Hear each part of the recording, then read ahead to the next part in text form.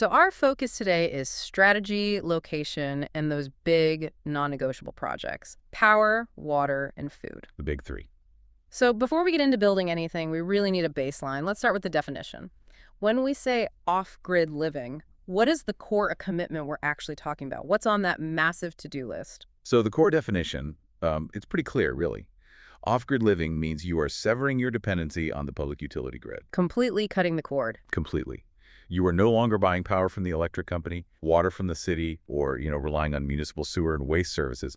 It is, at its heart, a declaration of self-sufficiency, of independence. And what does that translate to in terms of, like, the daily workload? Because it sounds like you're suddenly responsible For a dozen new jobs. Yeah. Yeah, that's exactly right. You become the utility company. And the sanitation department. And the grocery store.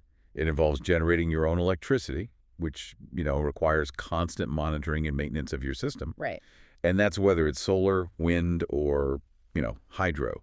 You have to source all your own water, manage complex waste like septic tanks, and, yeah, in most cases, you have to commit to growing the vast majority of your own food and raising animals. It's a full-time job on top of your other full-time job. For families, it often means homeschooling.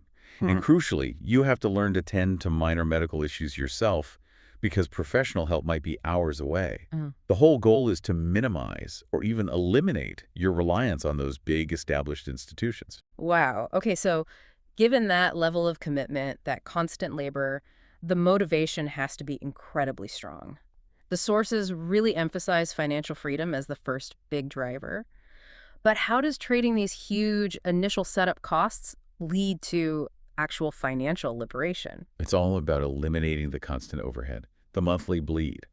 Now, the initial investment for land, solar panels, batteries, all that infrastructure, it's substantial. It can easily be tens of thousands of dollars for a comfortable setup. Sure.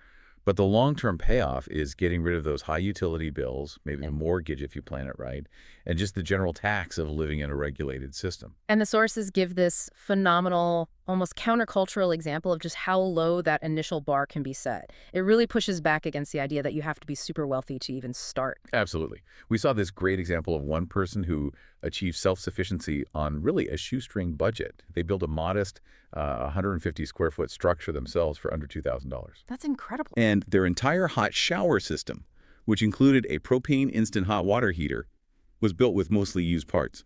A solar panel for $150, a used battery for $200, an inverter for $60, a pump for $100. So what's that? Under $600 total. Under $600 for reliable daily hot water. That is just startlingly low. It completely reframes the narrative that this is some kind of elite hobby. The author put it perfectly, saying they only gave up high bills, debt, slavery, and dependence on the corporate system. And that's the philosophical core, isn't it? Financial freedom here isn't just about saving a few bucks. It's about achieving sovereignty over your basic needs. Sovereignty, that's a great word for it. It shifts the whole dynamic. You go from being a consumer who's dependent on these huge impersonal corporations to becoming the producer and manager of your own resources. And that sense of control is a powerful stress reliever. Which leads right into the second major motivator you found: health and wellness. Yeah, exactly. The sources describe urban life as, well, a state of chronic overstimulation. You've got noise pollution, light pollution, constant demands on your time, high stress. It all takes a real tangible toll. I think we all feel that. Right. Moving off grid lets you escape that relentless pace. You are fundamentally reconnecting with natural cycles, waking up with the sun, working with the seasons, having access to green spaces, all of which, studies consistently show improves mood and reduces stress. You're swapping the anxiety of the morning commute for the quiet labor of weeding the garden. And that quiet labor feeds directly into the third driver: sustainability and ethics. Okay. I mean, modern urban life is built on consuming a lot of packaged goods and generating massive amounts of waste. Off-grid living, just by necessity, forces you into a more sustainable lifestyle. Because you have to deal with your own trash. You have to deal with your own trash. Yeah. So you immediately consume less, waste less, and pollute less. It forces a fundamental change in your whole perspective. Yeah, I can see that. You're no longer just throwing something away. There is no away. Exactly. The focus shifts entirely to repairing, repurposing, finding long-term solutions instead of just buying a new one. And that aligns with this strong ethical desire a lot of people have to leave a minimal footprint. So we have the why, The motivation is clear. Now let's get that reality check on the how much. The sources are very clear that this is not an all or nothing deal. There's a whole spectrum of disconnection. This is so critical for setting realistic expectations. Yeah. You have to choose the degree of self-reliance that actually matches your skills and, your desire for comfort. Okay, so let's start at the extreme end, roughing it. Mm. What does that actually look like day to day? This is the most intense version. It means a complete forsaking of almost all modern amenities. You might rely only on, say, basic renewable energy, or even choose to live with no electricity at all. Wow. Yeah, you're using wood heat, cooking over a fire, you build your own primitive septic system, rely on a natural spring for water, and basically fend for everything yourself, often with just hand tools. That sounds incredibly demanding, physically and mentally. It is, but the reward for those who seek it is maximum financial savings and the absolute minimal use of resources. It really attracts people who want the greatest challenge, the most radical independence. Okay, moving one step up from that, we have the intermediate approach, half off-grid. This is a much easier way in for most people. You focus on the core areas, growing food, generating power, but you allow yourself some conveniences. A compromise. Exactly. A common one is keeping a connection to the municipal sewer system, or maybe keeping city water as a backup while you primarily use harvested rainwater. And what's the appeal of that middle ground? It significantly cuts your costs and your reliance on the system, but it lets you sort of pilot the lifestyle without being totally overwhelmed.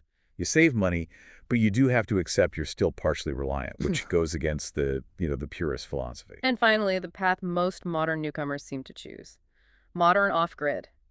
This sounds like using tech for comfort. That's it, exactly. This approach uses advanced technology to get self-reliance while still maintaining a pretty high quality of life. You're investing heavily in high-efficiency solar and battery systems, maybe a wind turbine, to run modern appliances. So you can still have your refrigerator and washing machine. Refrigerator, washing machine, lights, good internet.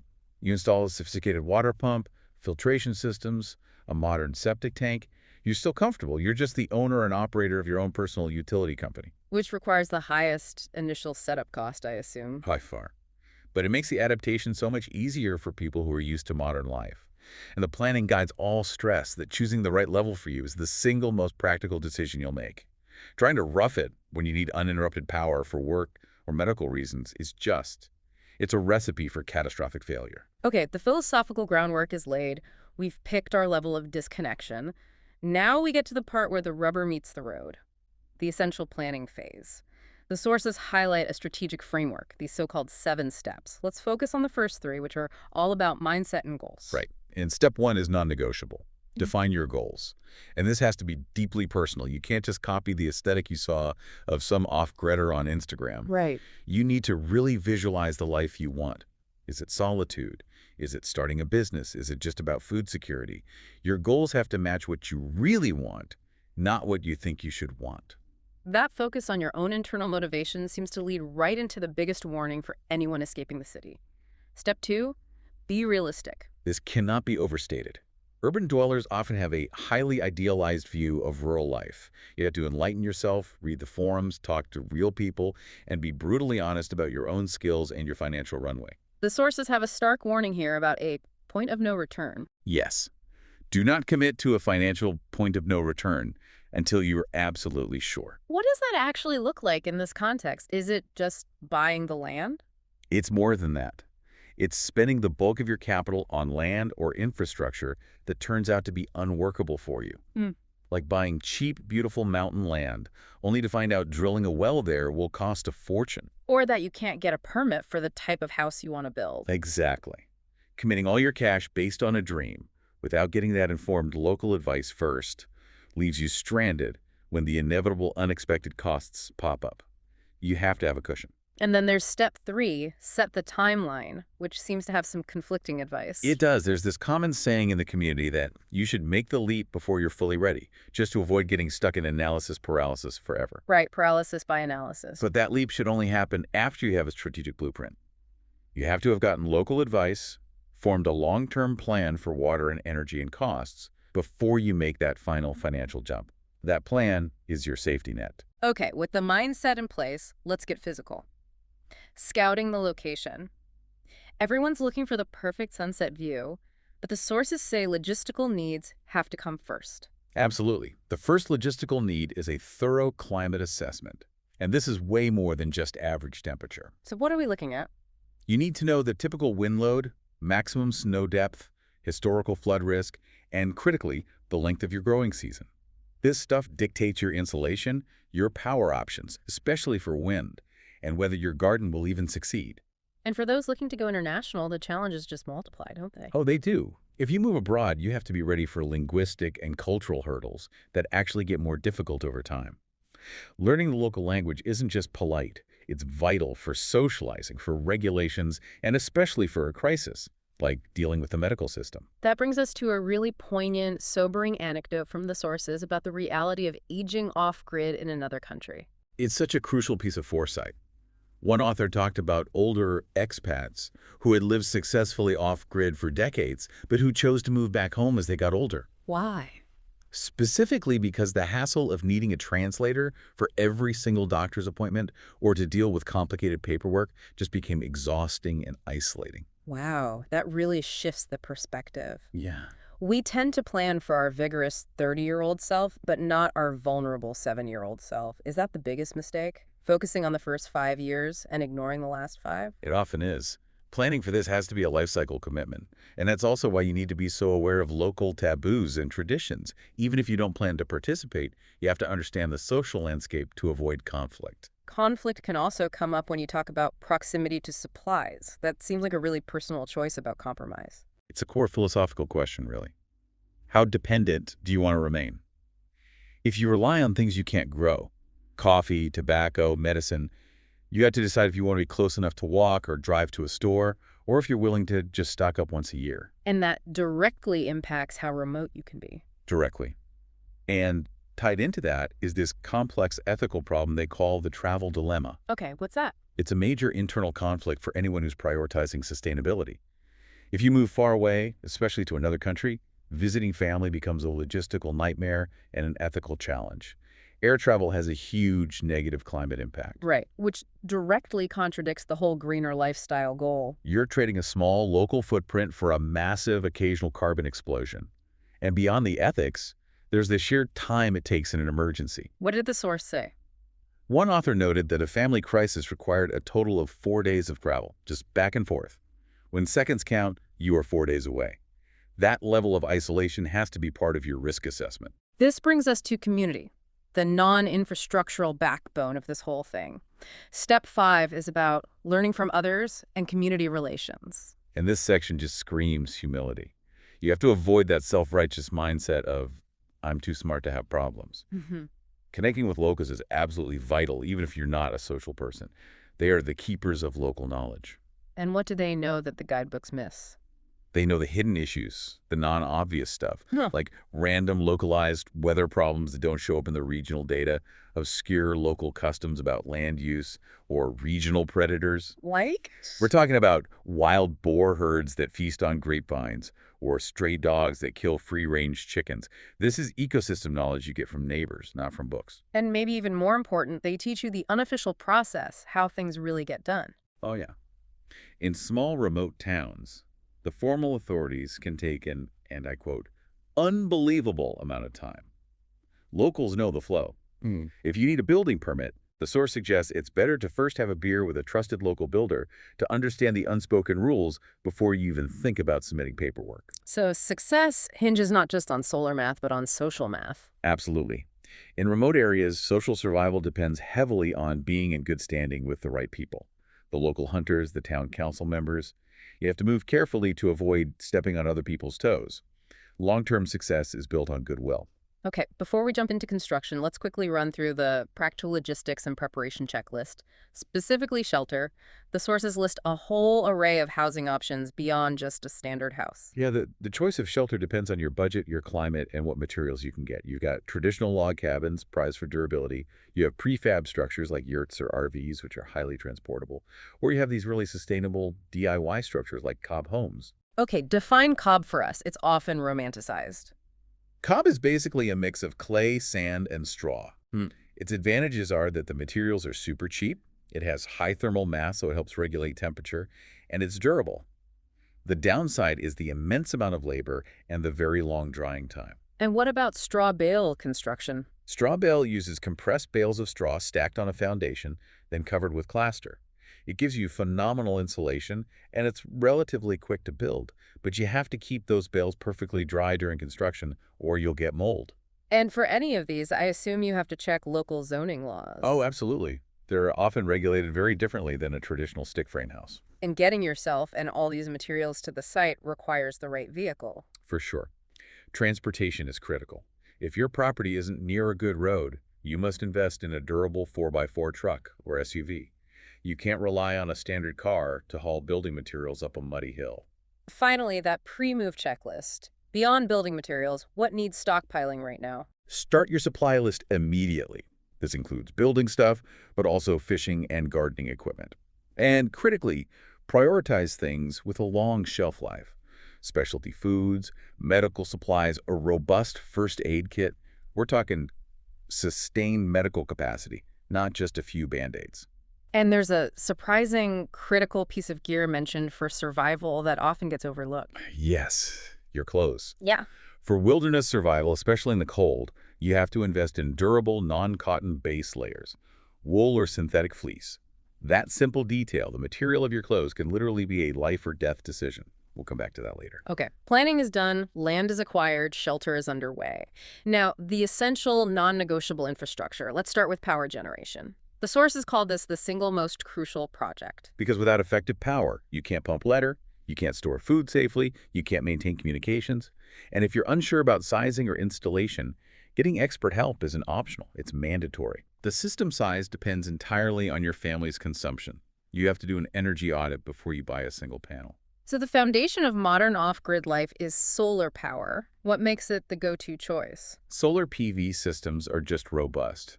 They require minimal maintenance once they're installed, and they can reliably power everything from your fridge to your water pump. And critically, manufacturers offer these strong, long-term warranties, often up to 25 years. That longevity is a huge deal. So when you're sizing a system, what are the components you need to think about beyond just the panels? Okay, so you have the panels, which generate DC electricity.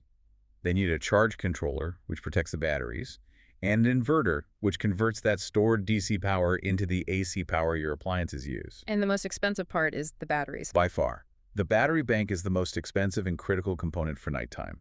You have to calculate your maximum daily consumption to size the bank for multiple days of autonomy, especially for cloudy periods. This is where most beginners fail. They underestimate their battery needs. And while you can DIY the panels, there's a real financial benefit to professional installation. Often, yes. Specifically for those warranties.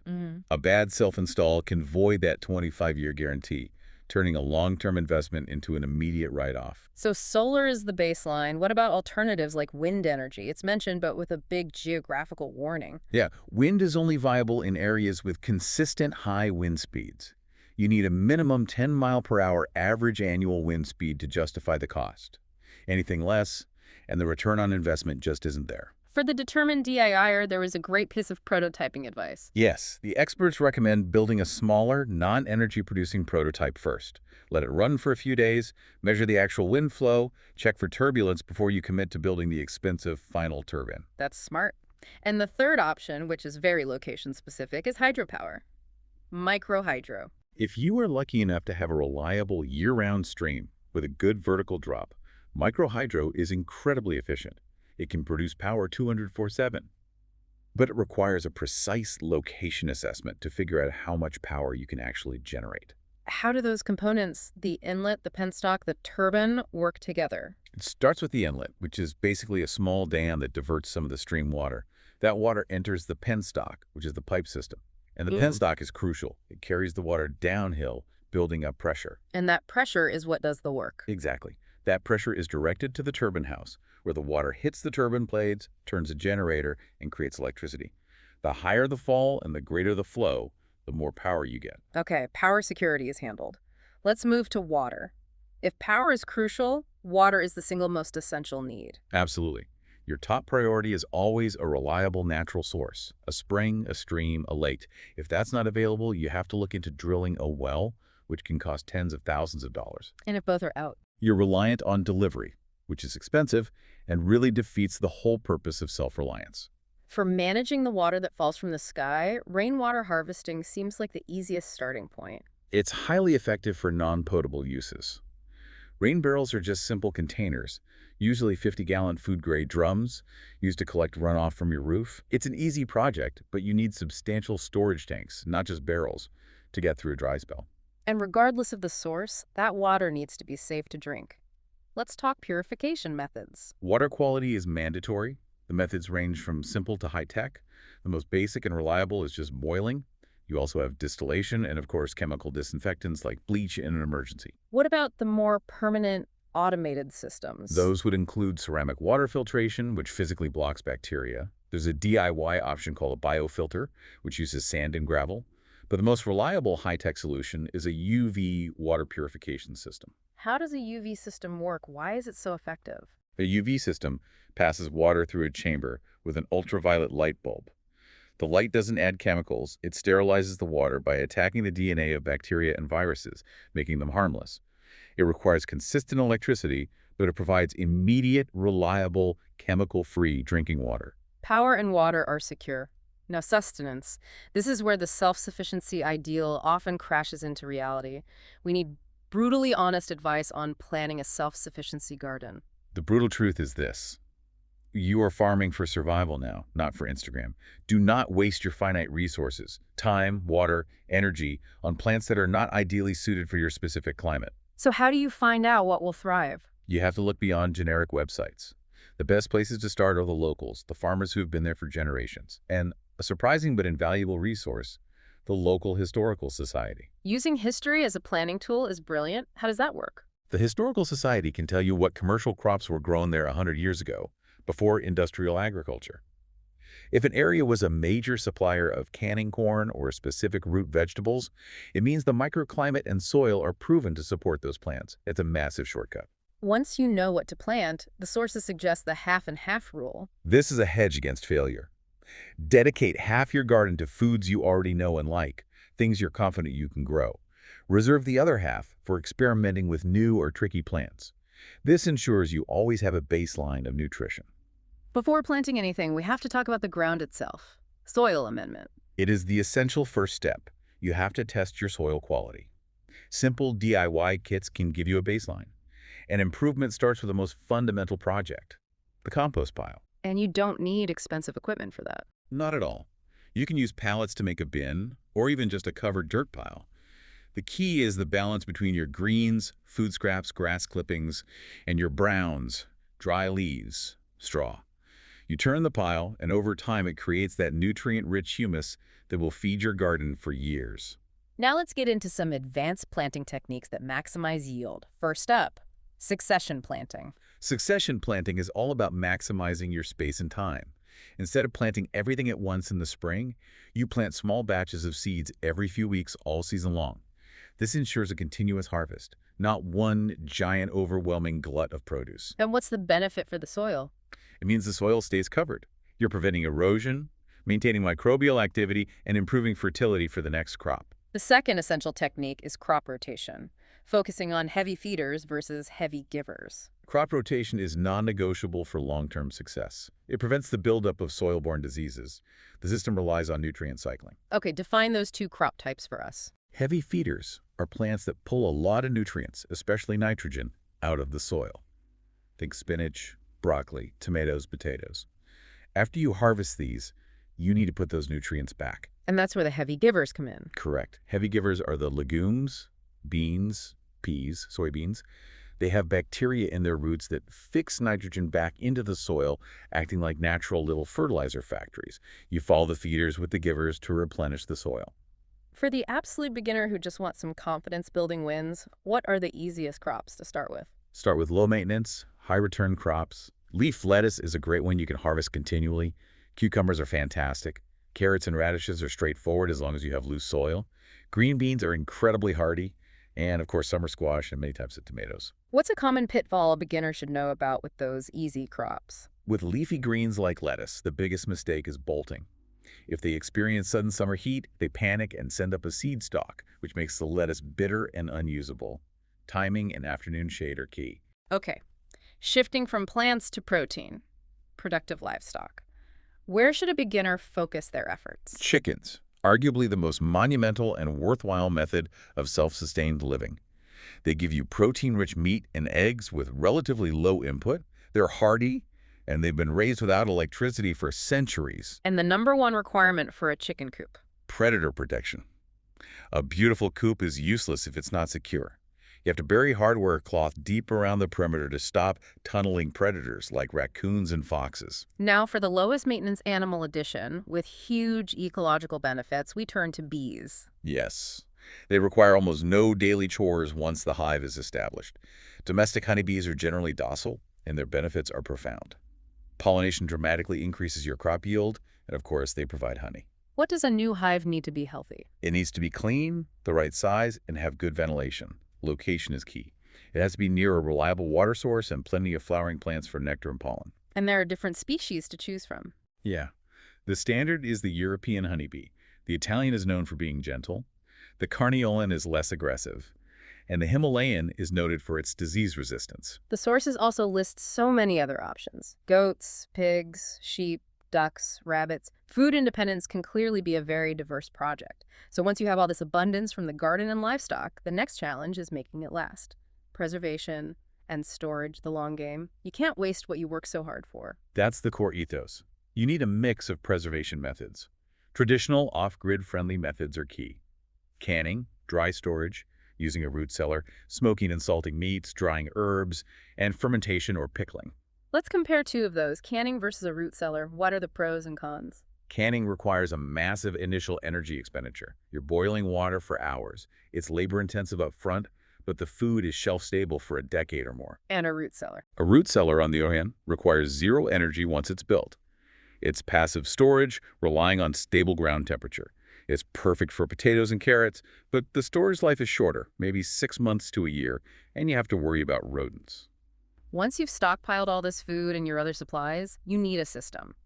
The sources mentioned the FIFO rule, first in, first out. Yes, and this isn't just for milk cartons. This is essential logistical management. It's also known as fronting the food. You must use the items closest to expiration before the newer ones. If you fail at this, your entire stockpile could be compromised by expired items. And how does that apply to things like medicine or cleaning supplies? You need an organization system where the newest items go to the back. When you buy a new bottle of Tylenol, the old one moves to the front.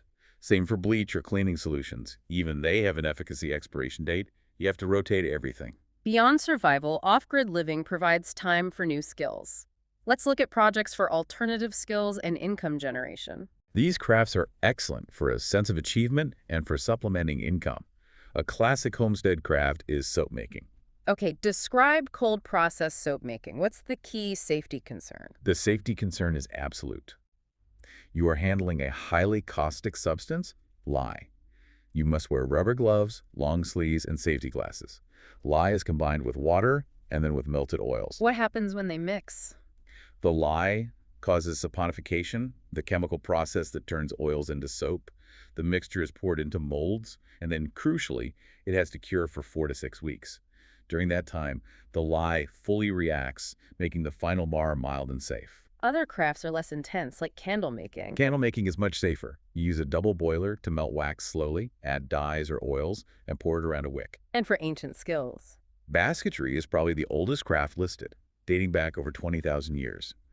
Other skills that can provide income are things like flower arrangement, quilting, or detailed woodworking. And these crafts lead directly into income streams. Yes.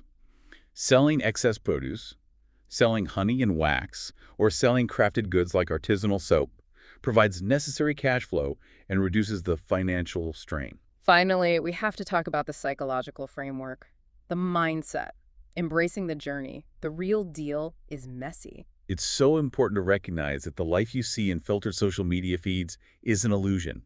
The real deal involves setbacks. You will have failed harvests, a solar system that was hooked up wrong, a woodpile that runs out. These things happen to everyone. So how should you reframe those inevitable setbacks? They're not failures. Yeah. They are valuable, hands-on lessons that boost your self-confidence and practical knowledge faster than any book ever could. Acknowledging that your learning is vital for resilience. That reframing is key to long-term mental health off-grid. It is. The core idea is adaptation and finding joy in simplicity. When the electricity fails, instead of getting angry, you change your view. You enjoy lighting candles. You have to visualize your goal, plan carefully, and let the unexpected lessons strengthen your commitment. This has been a really robust strategic blueprint. We've covered the fundamental motivations, financial liberation, health, and emphasized that planning means realistic goals, understanding local culture, and cultivating humility. We then laid out the practical needs. Reliable power with solar, augmenting with hydro or wind, and ensuring water security through careful location choice and robust purification like UV filtration. And the foundation of food independence rests on using historical knowledge for your garden, implementing techniques like crop rotation, and integrating low-maintenance, high-yield livestock like chickens and bees. Independence isn't a gift. It's earned through knowledge and adaptability. And that leads us back to a vital piece of survival knowledge we touched on. We spent so much time talking about what you need to build and grow for the long term. But the sources, specifically for multi-day survival in the cold, stress that certain gear is critical: wool or fleece jackets and base layers. And the rule is absolute. The base layers must be wool or synthetic, never cotton. That seems like such a specific final rule. Why is cotton such a fatal mistake in a survival situation? It's the physics of heat loss. Cotton is terrible at keeping you warm when it gets wet, whether it's from rain or snow, or, crucially, your own sweat from working hard. Cotton retains that moisture, and that moisture then rapidly conducts heat away from your body. So it leads directly to hypothermia. Directly, even in relatively mild cold weather.